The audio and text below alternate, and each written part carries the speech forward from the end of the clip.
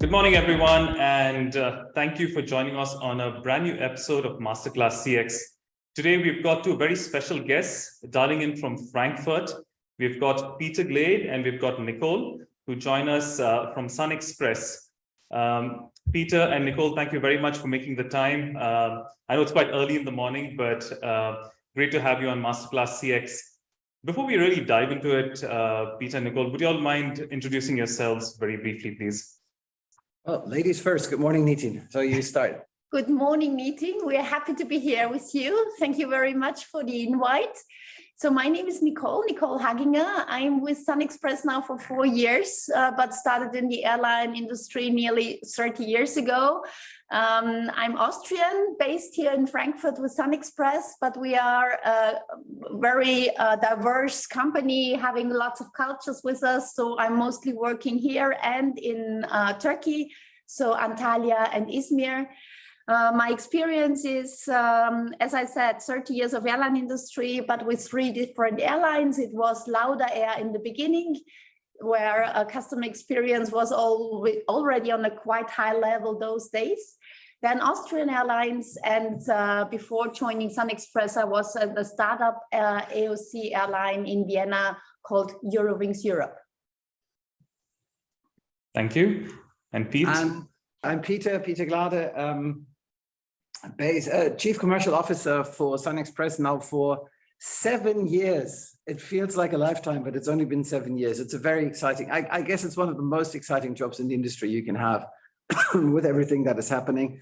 Well, I'm very proud to be here on the show today, Nithin, because the reason, or one of the reasons why you invited us in the first place was that SunExpress is officially now the best leisure carrier in the world with the Skytrax award that we just won.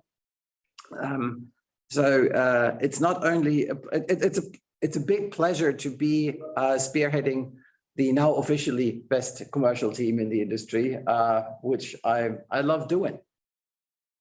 Absolutely. Thanks for that, Peter.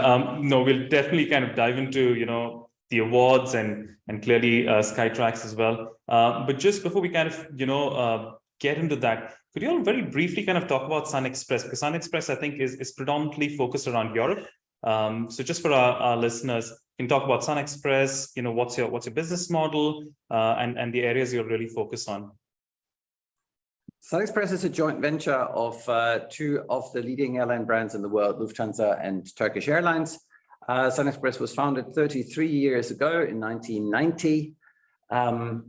Predominantly, the mission of the company is to bring tourists from Germany, Austria, Switzerland onto the beaches in Turkey, where our main bases are Antalya and Izmir.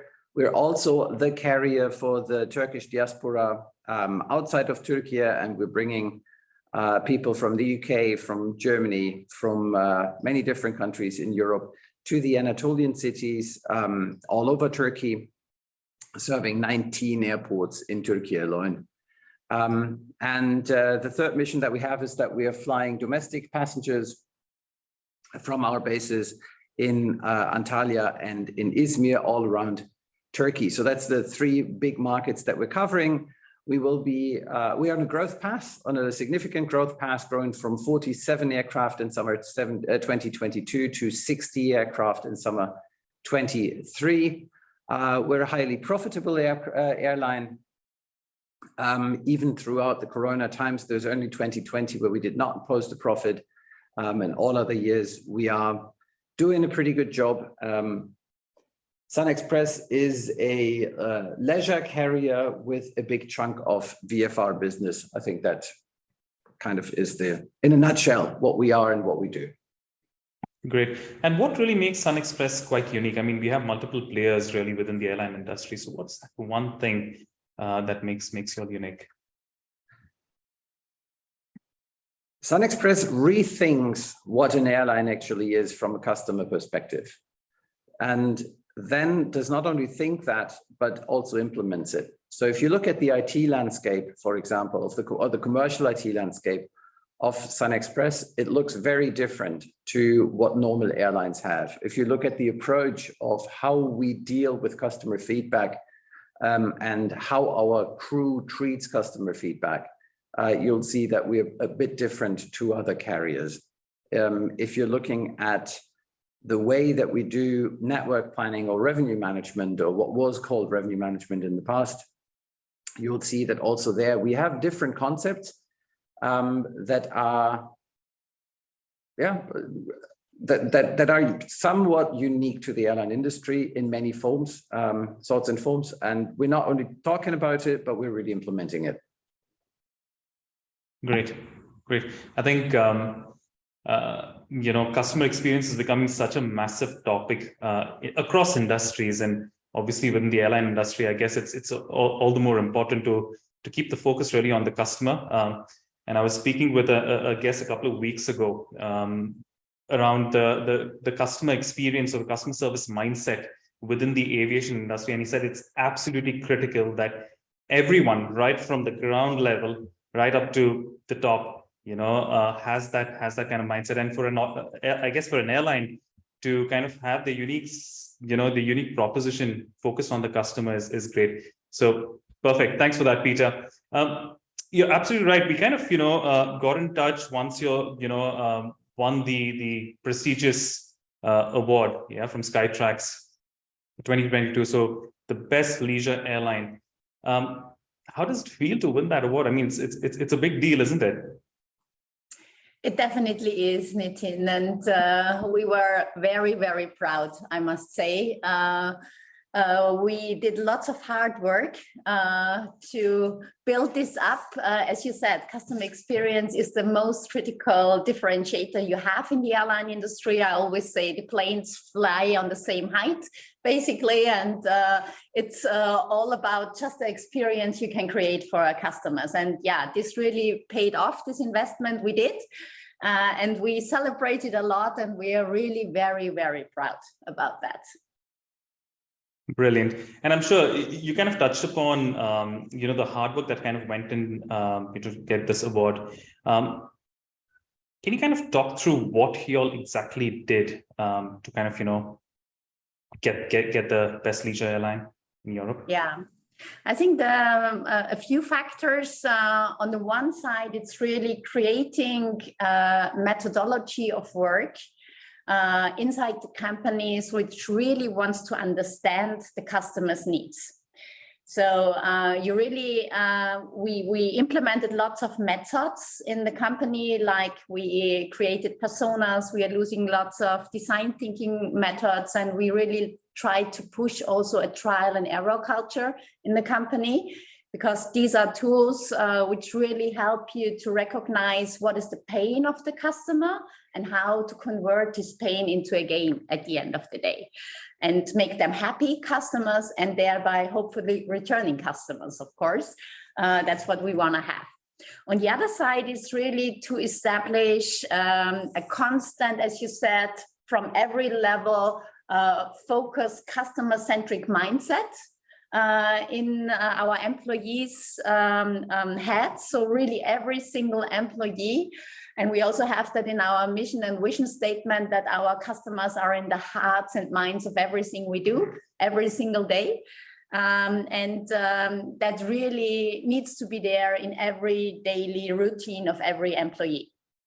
And to deliver that, or to emphasize that, constant internal communication on that topic in diverse formats and training of staff, where always the customer is in the focus. If you walk into our office, you see our personas everywhere here. So it's really displayed for everybody why we are doing this. We're doing this for our customers.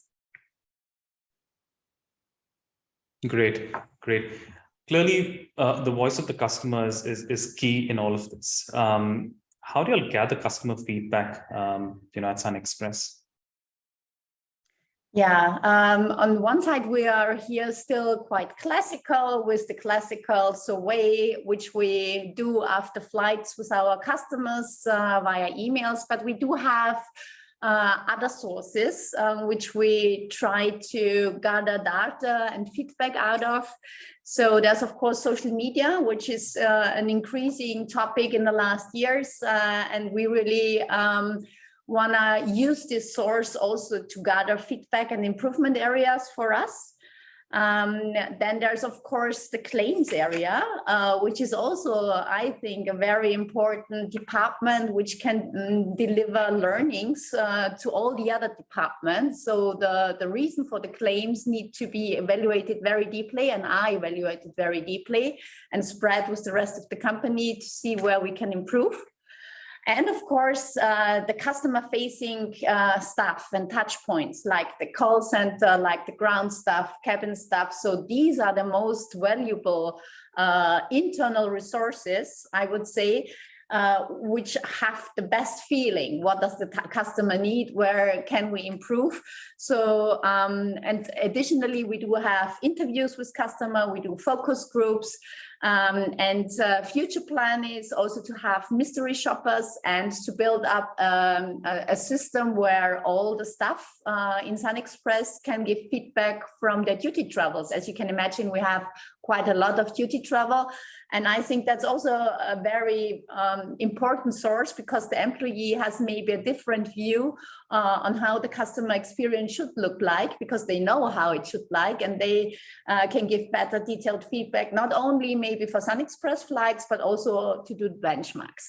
And I think the crucial point, what we are still working on, is to getting all those data into a structured tool to be able to compare, to use it, and to work with it. And we are learning and learning every day to use it better, this data we have to do improvements.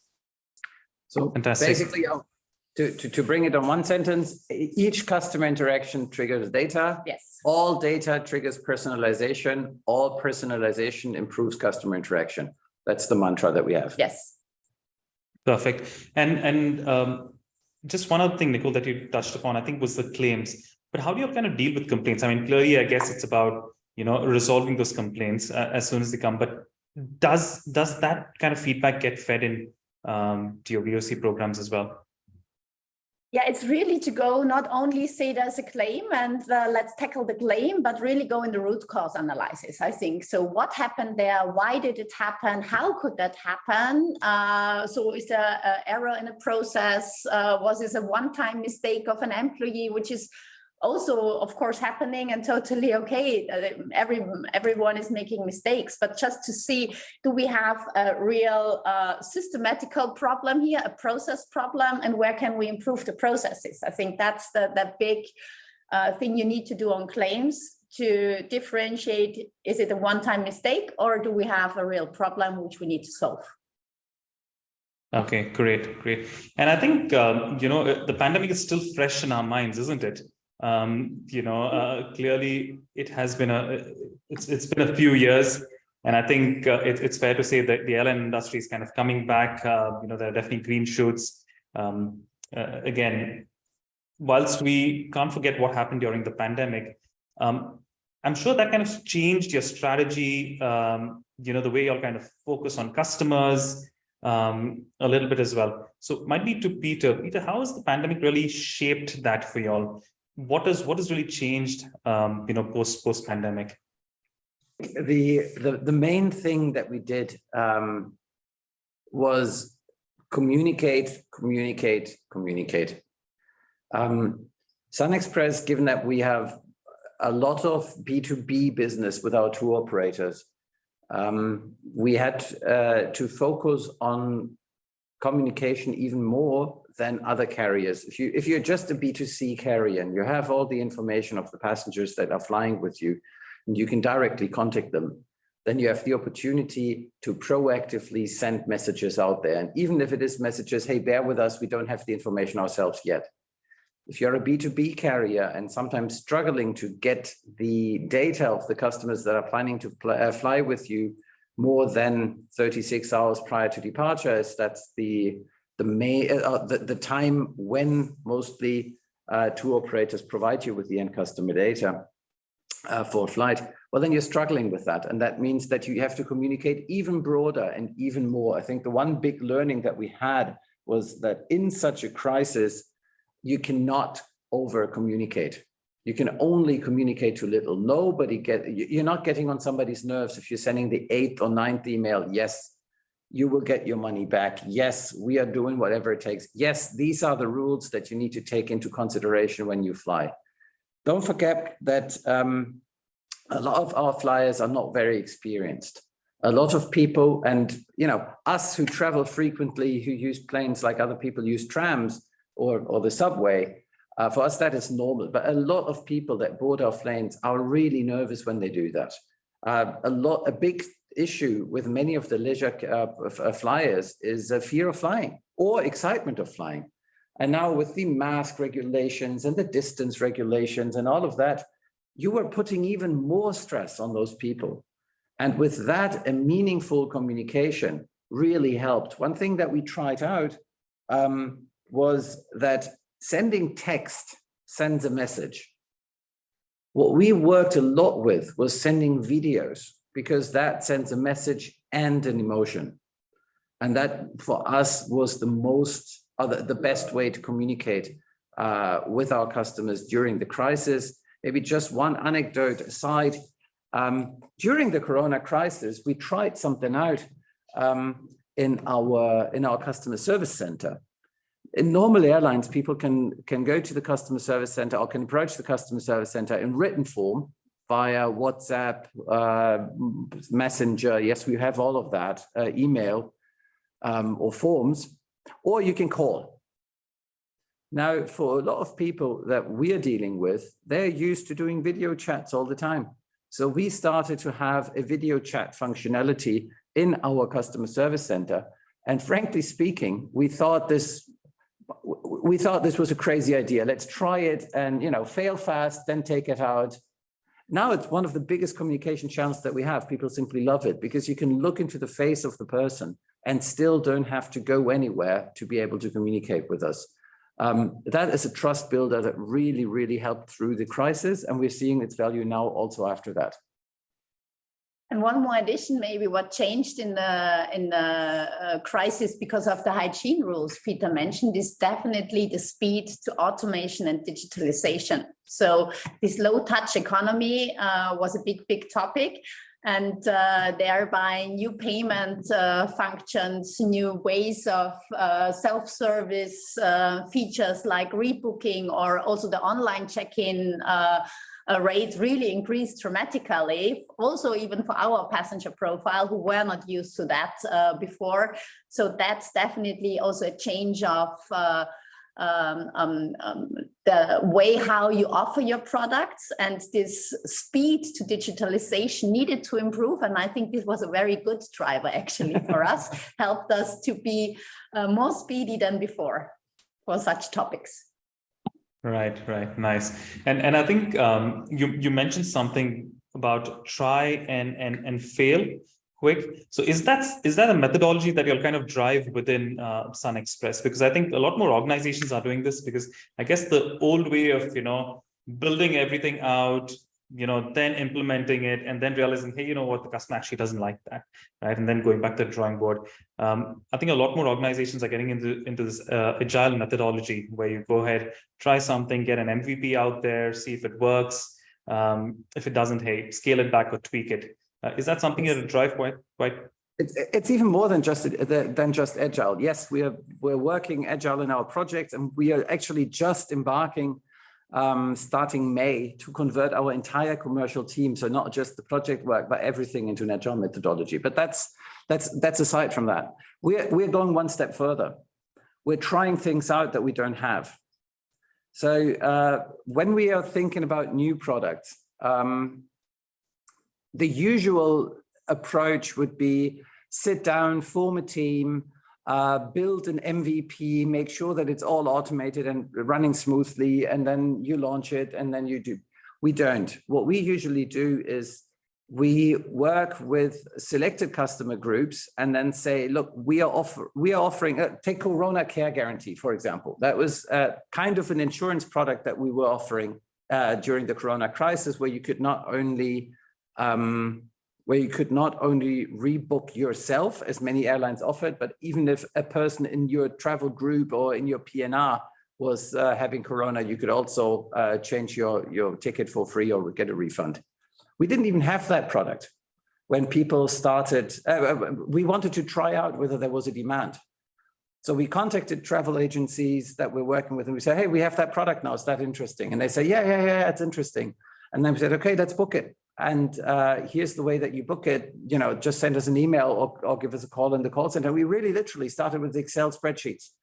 And then when we saw that the demand was there, then we started to actually build the product. And we've done that a lot of times in the meantime. That was just one example. And the one thing why Nicole is smiling is because it's always my ideas who fail and her ideas who are successful, or which are successful. That's not true. I'm just smiling because sometimes there's lots of manual workload until we decide to go for a product, and then that's my team which needs to it's a different way of working, and it definitely is a strain on the resources if a product really takes off, because then you're sitting there with your manual processes, with your Excel spreadsheet, with having to book passengers manually into a system or whatever. But at least you're working on something that is working and that is successful, and you're not just spending a lot of time and then have to shelf a product because the market wasn't just right for it. Yeah, okay. And I guess both of you are on different sides of the same coin, right? I mean, you're looking at the revenue, the commercial aspect, and Nicole's looking at the customer experience. How do you kind of keep in balance? Because clearly, hey, there needs to be a return on investment, right? Yeah. There's a clear balance. I'm the boss, but she's always right. And I'm convinced that if you really give a good customer experience, at the end it pays off. So there's always a commercial model behind it if you really have good customer experience. I'm really convinced about that, and the numbers also show this success at the end. Yeah, absolutely. Great, thanks for that. Just kind of switching gears a little bit. Peter, in your introduction, you did speak about the growth plans that you'll have. I mean, you've clearly grown over the last year or so. What is that kind of looking over the next 3 or 4 years within SunExpress?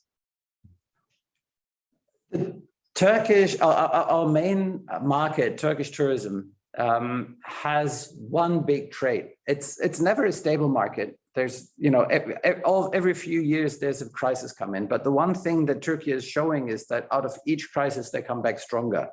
Now, Corona was the biggest crisis that Turkish tourism has ever seen. And the rebound that we're seeing is the strongest rebound that Turkish tourism has ever seen.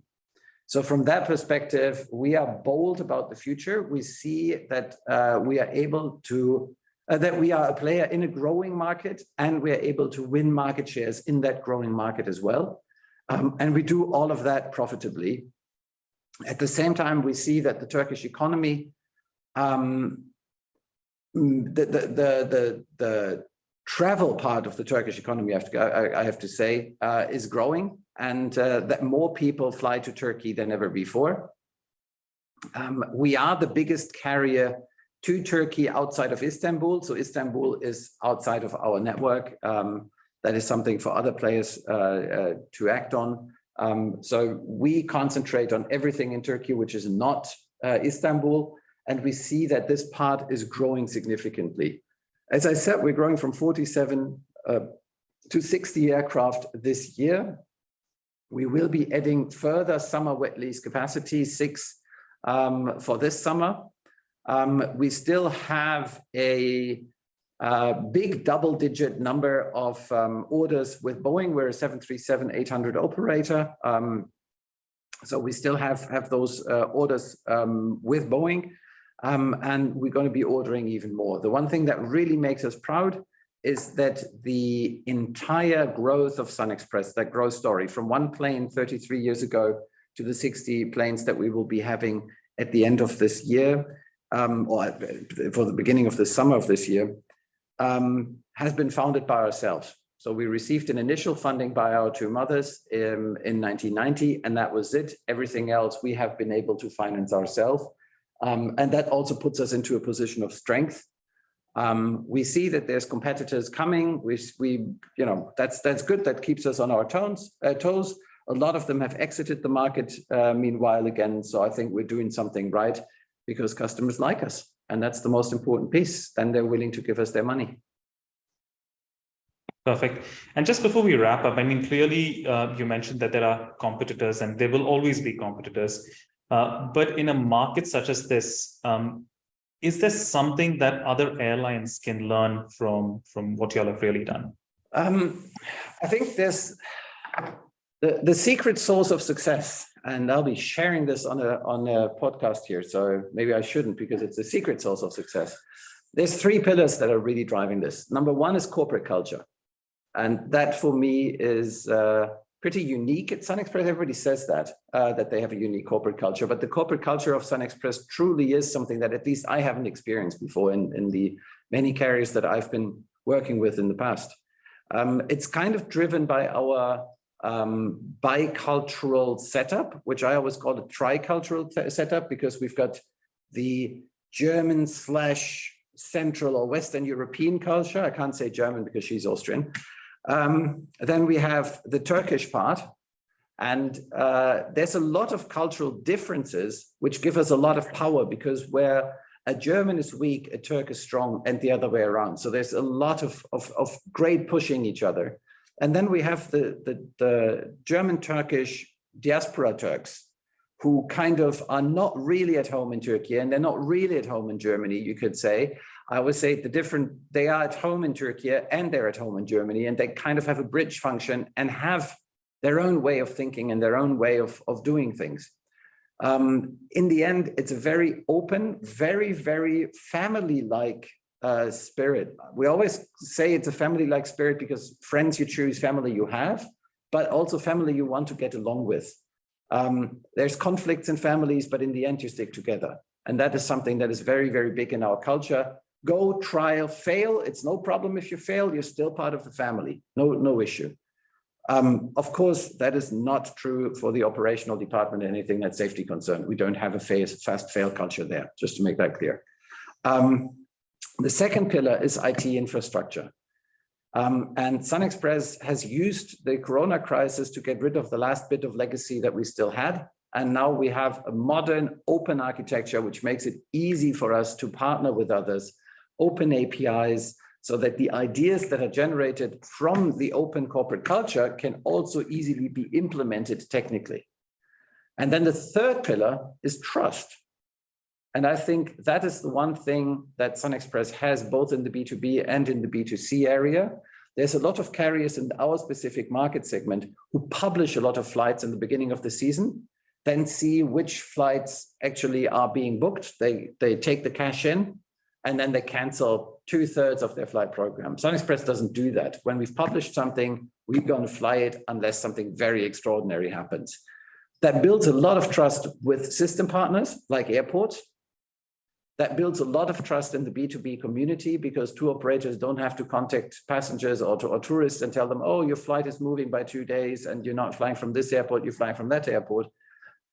And thirdly, it also creates a lot of trust with our end customers. So while in Corona or after Corona crisis, with some airlines, passengers are still waiting for their money to be paid back. I think within 2 months, we had all payments done. Brilliant, brilliant. Some great takeaways really for the other folks in the market. Peter, thanks a ton for that. They're allowed to learn as long as they don't imply it on the market to Turkey. Let's hope they don't.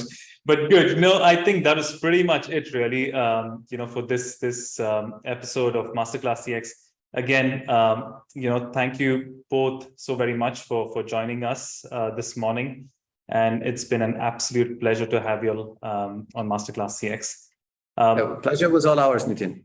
No, and absolutely. Just before we kind of sign off, best leisure airline in your 2022. What's 2023 gonna bring? That's for the customers to decide. What we have is pretty cool new features that we'll be launching even before summer, where we think we're really, really improving our customer experience. But we also know that, especially in the leisure carrier part, there were a few incumbents who were really, really annoyed by the fact that we won that award, and they've done a lot of stuff too. So race is open, and you know what? As long as our customer is happy, I'm even happy to become a smiling second, because that gives our team, you know, the spirit to do even more. So it'll be an exciting 2023. Perfect. Great. Again, thank you both so very much, and you know, all the very best for 2023 and the years ahead. Same for you, Nithin. Thank you very much for having us. Thank you so much. Take care.